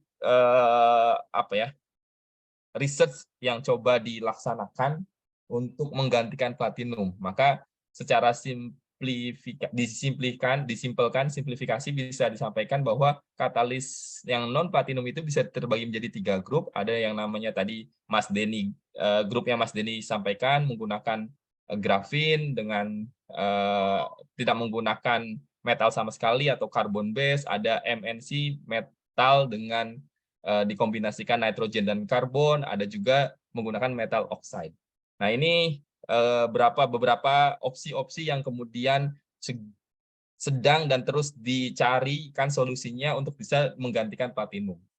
Ya, semuanya berlomba, ibarat perlombaan nih, ada yang tahun ini mendapatkan aktivitas yang lebih tinggi dibandingkan tahun sebelumnya dengan menggunakan mangan, ada yang menggunakan kobalt, ada yang menggunakan iron atau besi dan sebagainya. Pokoknya perlombaan ini terus berjalan sampai akhirnya nanti mudah-mudahan platinum itu bisa kita substitute gitu, bisa kita ganti dengan metal yang lainnya agar tadi cost-nya lebih murah sehingga ujungnya adalah ya hydrogen energy melalui fuel cell itu bisa diaplikasikan gitu. Nah, itu yang terjadi. Nah, saya ingin share juga nih apa yang kami lakukan ketika di Korea lalu ketika PhD, beberapa opsi material yang kami kembangkan. Salah satunya adalah kami fokus untuk mengembangkan non platinum dengan menggunakan niobium base. Jadi tesis saya fokus untuk menggunakan niobium base katalis dengan berbagai teknik untuk bisa bersaing dengan platinum. Salah satunya saya menggunakan laser ablation. Jadi ini bagi teman-teman yang basic-nya kimia atau teknik material gitu, mungkin sudah tahu bahwa untuk menciptakan material yang strukturnya nano itu ada berbagai caranya. Salah satunya yang kami teliti adalah dengan menggunakan laser ablasi. Jadi dengan menggunakan laser ablasi kita memproduksi niobium base. Ya. Kemudian niobium base-nya kita, ya ini kurang lebih gambar eksperimen saya bagaimana platinum itu niobium itu kita laser sehingga bisa menciptakan nanomaterial, dan kemudian ya kita analisis, kita karakterisasi menggunakan TIM, strukturnya ternyata menjadi niobium core dengan niobium oxide di shell-nya gitu. Jadi kayak lapisan bawang gitu ya, dan sebagainya. Dan juga ada teknik lain yang kami propose, yang kami usulkan, kemudian kami buat materialnya dengan cara solid state method gitu. Dan ini pun sama, konsepnya tetap menggunakan non platinum. Dan satu lagi material yang kami analisa juga menggunakan perovskite. Nah, perovskite ini sangat menarik karena banyak sekali aplikasinya. Teman-teman yang di solar cell, di photovoltaik juga pasti sangat akrab dengan perovskite ini. Nah, perovskite ini juga kami coba untuk diadopsi atau diaplikasikan di oxygen reduction reaction, which is reaksi yang terjadi di bagian katoda pada fuel cell gitu. Dan ternyata performansnya lumayan bersaing gitu jika dibandingkan dengan platinum. Nah, ini kami sudah melakukannya. Ini saya agak cepat saja. Nah, poinnya adalah lalu apakah mungkin platinum itu benar-benar diganti gitu. Nah, by the time kita masih punya harapan untuk melakukan itu gitu. Salah satu yang mungkin bisa menjadi bukti adalah misalkan di Ballard. Ballard ini salah satu perusahaan besar di bidang fuel cell atau penyedia, salah satu pelopor juga, pelopor teknologi fuel cell di awal 1990-an. Dan kemudian tahun 2017 lalu itu sudah menciptakan device yang katalisnya itu tidak menggunakan platinum. Dan ini sudah terbukti gitu, sudah ada evidence-nya gitu. Maka ini menjadi milestone yang lumayan untuk bisa melanjutkan bagaimana kita mampu mengganti platinum agar lebih murah, agar lebih mudah diaplikasikan secara ekonomi dan sebagainya. Nah, lalu apa perannya Indonesia di sini gitu? Perannya Indonesia di aplikasi fuel cell ini, saya ingin mengambil salah satu slide yang pernah didapatkan dari kuliah dulu gitu, bahwa ini adalah gambar secara general kalau kita punya mineral itu batuan yang misalkan sulfur oxide gitu. Di dalamnya itu misalkan kita punya katakan copper yang utamanya itu copper atau tembaga gitu. Maka ketika kita mengekstraksi batuan atau mineral tembaga ini, besar kemungkinan di dalamnya adalah banyak mineral-mineral lainnya yang kita kenal kemudian dengan nama misal logam tanah jarang atau rare earth metal gitu. Kalau misalkan kalau kita ngomong tambang, pasti Indonesia itu salah satu yang selalu digaungkan sebagai negara yang banyak tambangnya. Nikel kita banyak, tembaga kita banyak, gitu, dan sebagainya. Dan kalau kita mau lebih spesifik, itu hanyalah mineral-mineral utama. Karena di mineral itu ada tambahan mineral lainnya yang disebut dengan mineral bawaannya tadi. Nah, apa poinnya? Kalau kita berkaca dari yang tadi saya sampaikan, bahwa teknologi renewable energy tidak hanya di fuel cell, tetapi juga di baterai, solar cell, dan sebagainya, itu basicnya atau kembalinya akan pada apa material yang digunakan. Dan material itu pastinya dari tambang. Maka tambang yang kita miliki, ini seyogianya kita mampu manfaatkan untuk bisa mengembangkan teknologi-teknologi renewable energy. Misal nih, saya ambil satu data yang sangat menarik. Dari berbagai aspek renewable energy, salah satu penggunaan copper atau tembaga itu sangat tinggi sekali. Maka kalau kita lihat Indonesia itu bisa memproduksi sampai 4% tembaga, ini menjadi peran bahwa Indonesia mampu bersaing di global atau menjadi supply chain untuk bisa memanfaatkan apa yang dimiliki gitu. Tinggal bagaimana tambang yang kita miliki itu tidak serta-merta hanya selesai untuk menjual ore-nya saja atau bahan mentah atau setengah jadi saja. Kita harus mampu menyelesaikannya di dalam negeri sehingga produksinya sudah final dan tinggal dimanfaatkan untuk aplikasi-aplikasi yang ada. Atau yang lainnya juga. Data lain menunjukkan bahwa misal di solar dan wind energy, wind technology, apa sih yang paling dibutuhkan metalnya gitu. Itu ada silver atau perak, ada copper dan rare earth metal. Sekali lagi, rare earth metal ini adalah salah satu metal yang banyak ditemui di di unsur bawaan-bawaan yang tadi saya sampaikan. Misalnya copper sulfide itu pasti ada bawaan-bawaannya. Jadi kalau misal di beberapa tambang punya main ID, kemudian di sana kita temukan tambangnya tambang tembaga, maka kalau kita ekstraksi ore dari tembaga tersebut, besar kemungkinan di dalamnya adalah rare earth metal dan sebagainya. Nah, ini disruptif material juga menjadi sangat isu yang menarik untuk kita orang Indonesia yang kita ketahui memiliki banyak potensi tambang gitu.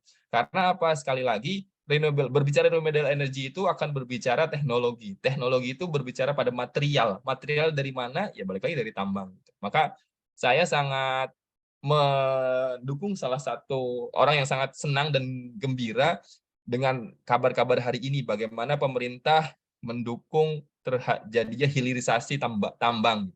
Smelter-smelter itu dibangun dan sebagainya. Ini adalah salah satu bentuk yang nyata, bentuk yang konkret untuk Indonesia mampu menjadi supply chain ke depannya di bidang renewable energy, khususnya dalam penyediaan materialnya.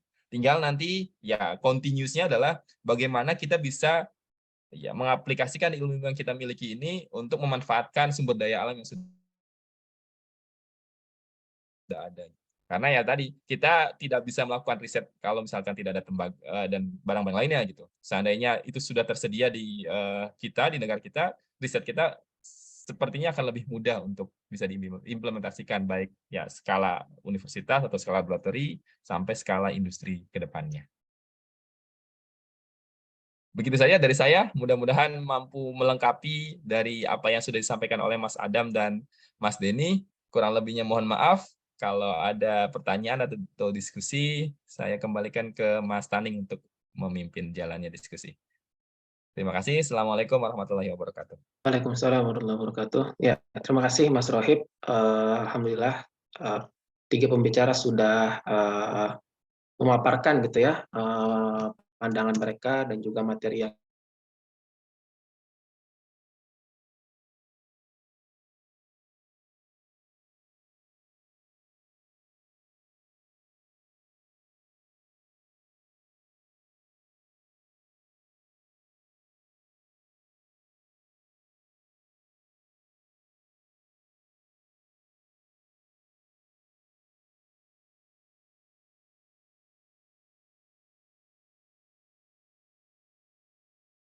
dalam pendistribusian logam-logam yang digunakan di berbagai macam teknologi, terutama teknologi energi terbarukan. Baik, selanjutnya kita akan memasuki tahap diskusi. Akan saya berikan mungkin sekitar 20 menit kali ya, biar tidak terlalu malam untuk yang di Jepang dan juga di Australia mungkin sudah malam gitu ya, Mas Denny. Ya, jadi baik, kalau misalkan ada yang ingin bertanya, dipersilakan untuk raise hand terlebih dahulu, kemudian nanti akan saya persilakan.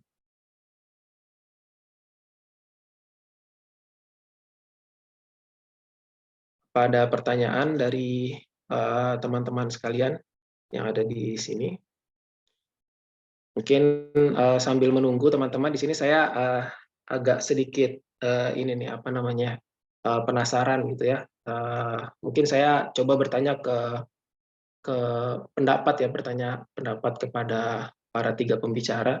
Nah di sini kan kita kan berbicara masalah electrolyzer dan juga fuel cells, di mana electrolyzer dan fuel cells itu merupakan sebenarnya teknologi yang kalau bisa kita bilang itu mirip-mirip gitu ya, karena memanfaatkan reaksi elektrokimia, tapi yang satu mengubah listrik itu menjadi hidrogen, gitu ya, menjadi material bahan bakar hidrogen fuel cell, dan fuel cell itu sendiri kemudian menggunakan hidrogen itu kembali, kemudian mengubahnya menjadi listrik seperti itu. Nah, yang saya ingin tanyakan, sampai sejauh mana sih sebenarnya pemanfaatan green hidrogen yang diproduksi dari electrolyzer ini, kemudian green hidrogen itu sendiri langsung dimanfaatkan ke teknologi fuel cell, seperti itu. Dan mungkin dari situ pasti ada pengurangan efisiensi ya, atau ya efisiensinya pasti akan berkurang gitu ya, dari penghasilan listrik yang 100% kemudian diubah menjadi hidrogen, kemudian dari hidrogen kemudian dimanfaatkan lagi ke fuel cell.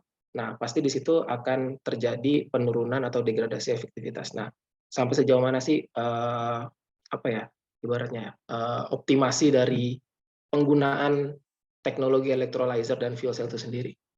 Mungkin bisa dari Mas Denny Gunawan.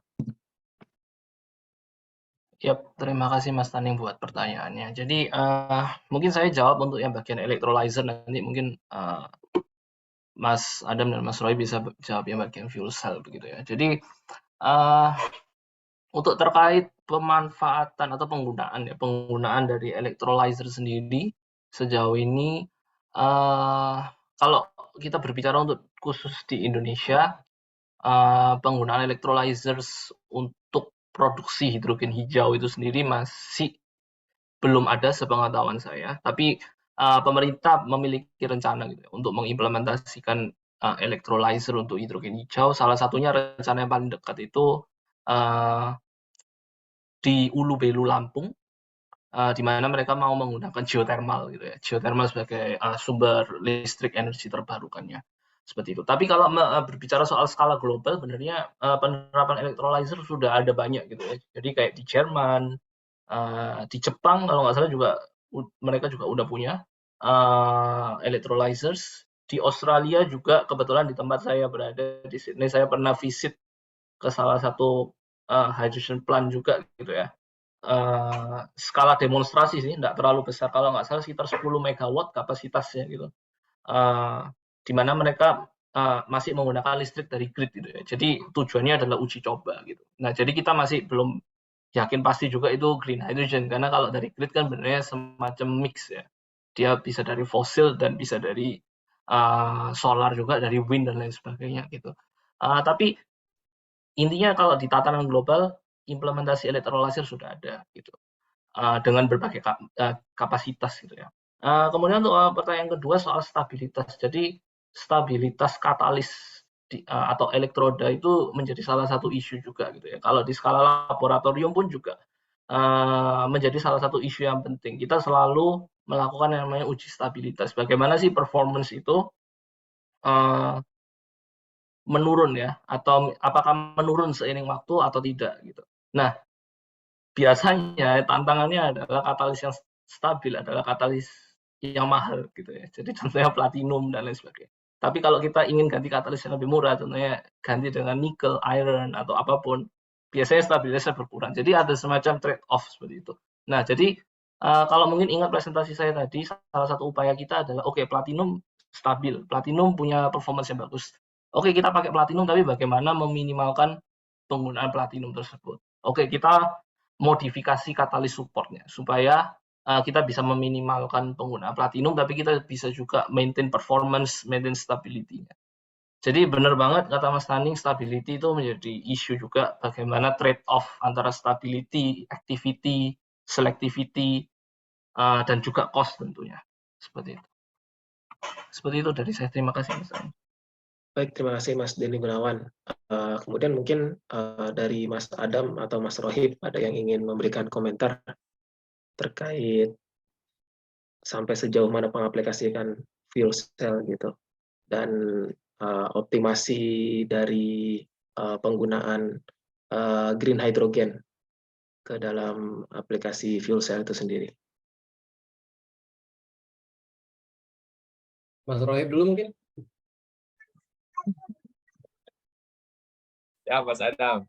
Sebenarnya kalau nanti lebih tahu bagaimana aplikasi fuel cell, green hydrogen di Indonesia, Mas Adam pasti lebih melotot nih, karena sudah 2-3 tahun di Indonesia ya, untuk bisa mengetahui pasarnya fuel cell itu bagaimana di Indonesia. Tapi kalau yang saya ingin tambahkan, yang menarik adalah apa yang kami lakukan di sini di Prancis dan di Eropa lebih khususnya lagi, isu hydrogen ini juga sebenarnya tarik ulur ya.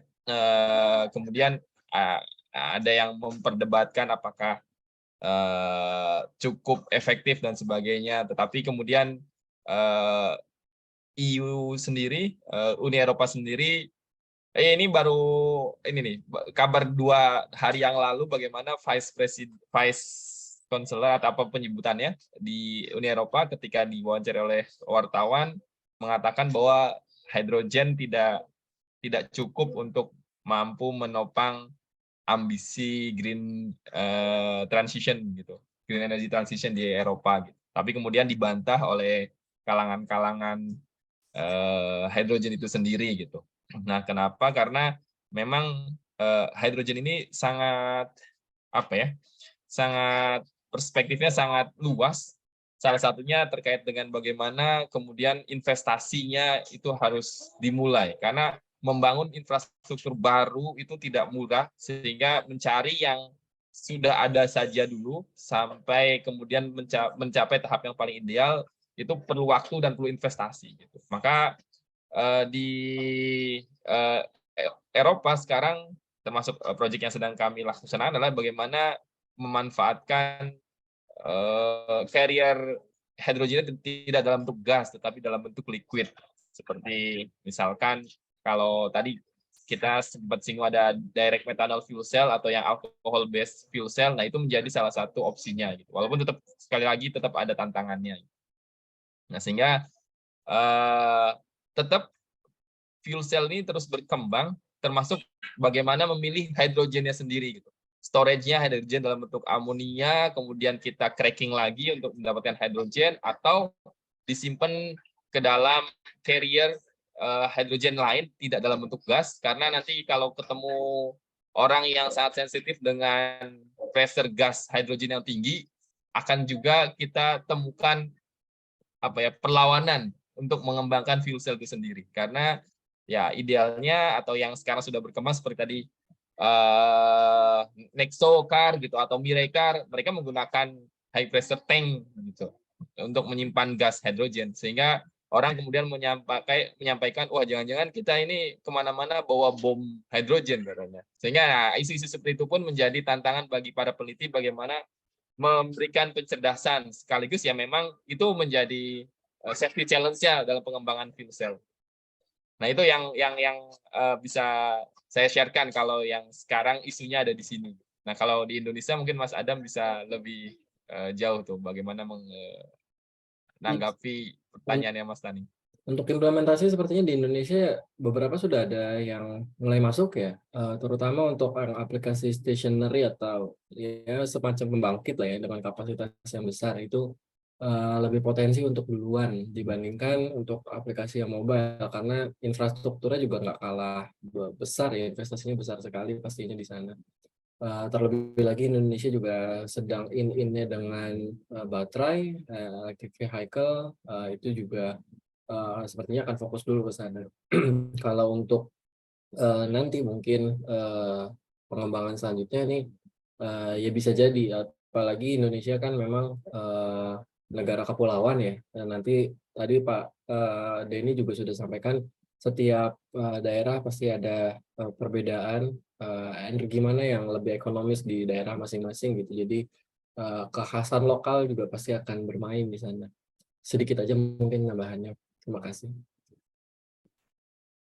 Baik, terima kasih pada para pembicara.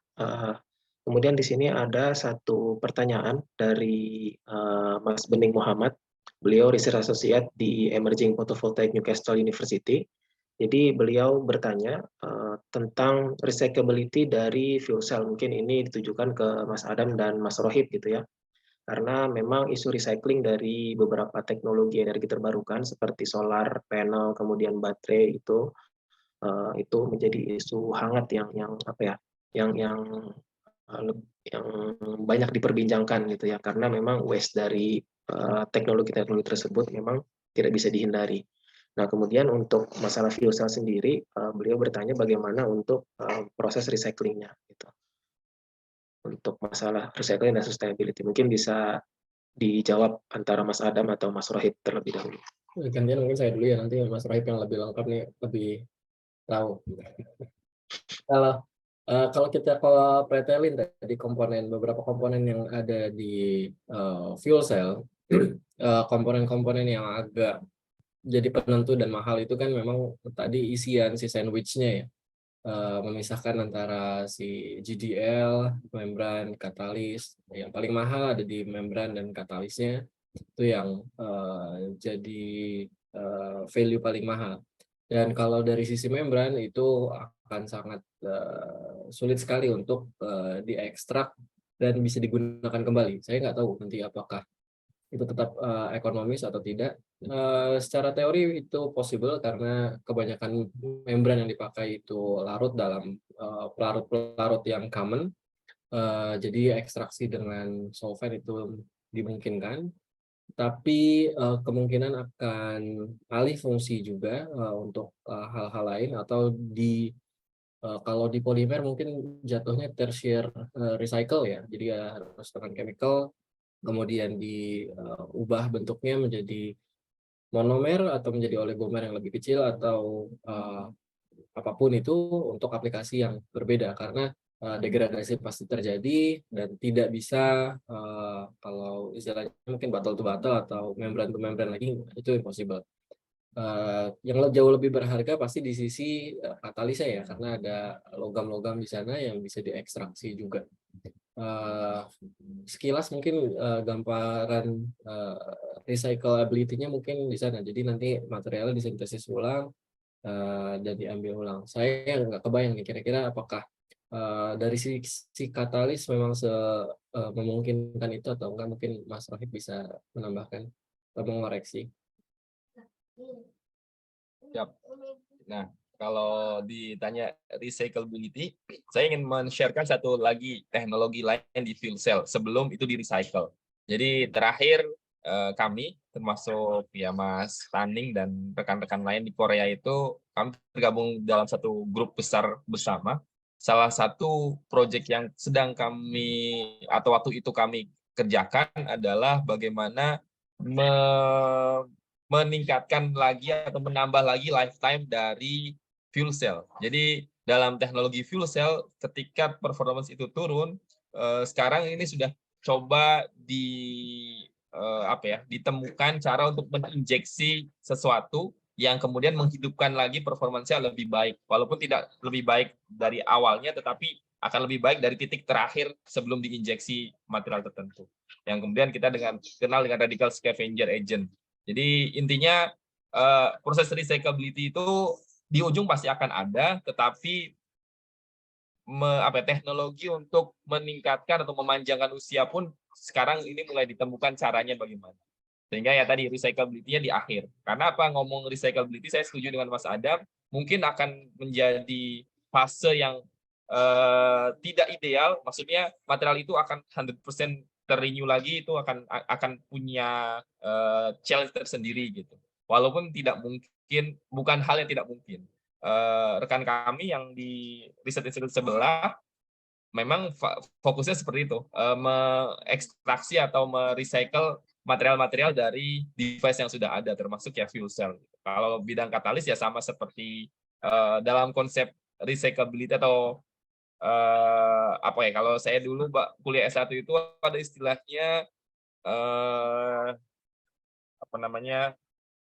tiba-tiba lupa, mining tingkat lanjut lah bahasanya. Jadi mining yang selama ini kita ngambil dari tanah, nah yang tingkat lanjut adalah mining yang diambil dari device yang intinya semuanya sama, mau baterai mau apapun device-nya termasuk laptop gitu, tentu bisa kita mining, bisa kita tambang logam-logam yang mungkin berharga di dalamnya gitu. Dan ya di fuel cell sendiri tetap bisa dilaksanakan. Tapi secara teoretikal, katakan misalkan platinum kalau kita recycle ya otomatis dia pasti sudah turun menjadi platinum oxide dan sebagainya, sehingga butuh effort besar untuk melakukan itu. Tapi saya sangat setuju bahwa sustainability itu tidak hanya berhenti ketika material atau teknologi yang selesai, tetapi juga terus dimanfaatkan teknologi itu ketika dia sudah tidak berproses. Demikian Mas Taning kalau dari saya. Terima kasih Mas Bening atas pertanyaannya. Baik, terima kasih Mas Rohib. Ya, memang ini isu-isu sustainability dan juga lifetime dari fuel cell ini salah satu part atau bagian dari development di fuel cell teknologi itu sendiri. Dan memang saya pernah juga kebagian satu project topiknya kalau nggak salah waktu itu stack cleaning. Jadi kita membersihkan stack gitu dari segala macam impurities dan juga ibaratnya meningkatkan kembali performa fuel cell yang tadinya sudah turun seperti itu. Baik, kemudian mungkin pertanyaan terakhir dari Mas Ian, silakan yang raise hand. Ya, selamat malam semuanya. Terima kasih atas presentasinya, bagus sekali. Saya Ian dari Doha University, Busan, Korea. Saya mau tanya ke Mas Denny aja. Saya penasaran, tadi kan ada yang dipakai itu air laut ya. Itu air laut itu ada treatment khususnya nggak sebelum dipakai? Soalnya kayaknya kan ada kayak banyak impurity gitu ya dari air lautnya gitu loh. Dan kendalanya apa gitu kalau air laut yang dipakai gitu. Yep, terima kasih Mas Ian. Jadi yang di sana untuk riset itu sebenarnya kita melakukan risetnya tahap pertama itu kita membuat apa istilahnya simulasi ya. Jadi bukan air laut secara langsung tapi istilahnya simulated seawater lah. Pada dasarnya kan air laut itu mengandung banyak kation dan anion lah, macam-macam ya, Na+, Cl-, K+, dan lain sebagainya. Challenge-nya sebenarnya adalah kation dan anion tersebut bisa involve ke reaksi reduksi dan oksidasinya gitu. Jadi salah satu contohnya adalah bisa jadi kita mengenerate klorin. Jadi Cl- bisa teroksidasi menjadi Cl2 gitu ya, dan secara safety itu nggak bagus juga sebenarnya. Dan kalau kita compare sama fresh water, sebenarnya performance-nya masih lebih rendah ya, tentu pasti lebih rendah karena adanya impurities itu. Terus kemudian tahap kedua, setelah kita menggunakan simulated seawater, kita ambil air laut dari pantai dekat sini juga gitu ya. Jadi treatment-nya sebenarnya hanya filtrasi aja gitu. Filtrasi menggunakan membran karena untuk menghindari kalau ada solid-solid dan lain sebagainya. Tapi kalau untuk proses desalinasi kita tidak ada. Jadi ini sebenarnya tujuannya adalah bagaimana kita menggunakan air laut secara langsung tanpa proses desalinasi sehingga kita bisa mengurangi overall cost-nya juga ya. Karena proses desalinasi juga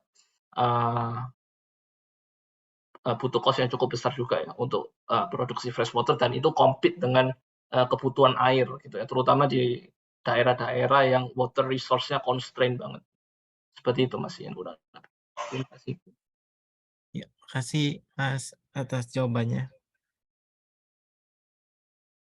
Baik, terima kasih atas pertanyaannya rekan-rekan semua, dan karena waktu juga sudah menunjukkan pukul 22.24 gitu ya, waktu Jepang dan juga Korea dan juga Perancis, nggak tahu jam berapa, di Indonesia mungkin pukul 20.24, di Australia jam berapa Mas Denny? 11:30 Mas. Oh, 11:30, berarti beda 1 jam ya dari Jepang berarti. Oke, baik, karena di Australia juga sudah malam ini kan, mudah-mudahan diskusi kita pada hari ini bisa bermanfaat dan juga bisa menambah wawasan kita dan juga bisa menambah mungkin kolaborasi di masa yang akan datang. Baik, saya sudahi dan saya akan tutup pertemuan kali ini. Mudah-mudahan bisa ada pertemuan-pertemuan lainnya yang bekerja sama dengan PP Australia, APIK, dan juga ISR, dan juga Solarin, Insignia, Solar Scholars Indonesia, dan lainnya. Baik, terima kasih. Kurang lebihnya mohon maaf. Saya izin pamit. Assalamualaikum warahmatullahi wabarakatuh. Terima kasih semuanya. Terima kasih Terima kasih semuanya. Terima kasih semuanya.